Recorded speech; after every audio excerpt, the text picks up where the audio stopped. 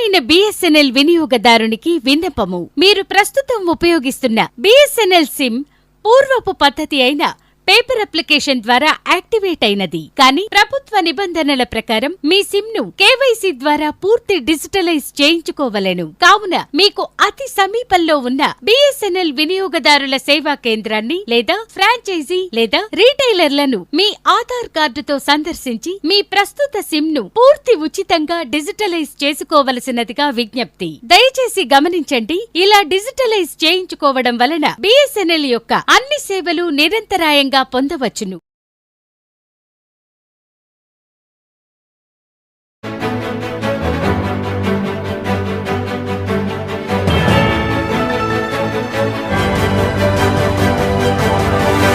వన్నూరమ్మ ఎదురులేని పాలగత్తె పుస్తక రచయిత కడప జిల్లా మైదుకూరుకు చెందిన బొమ్మిశెట్టి రమేష్కు అనంతపురం పట్రా సంఘం వారు ఆదివారం అనంతపురం పట్టణంలోని రుద్రంపేట యాదవ కళ్యాణ మండపంలో ఘనంగా సన్మానించారు.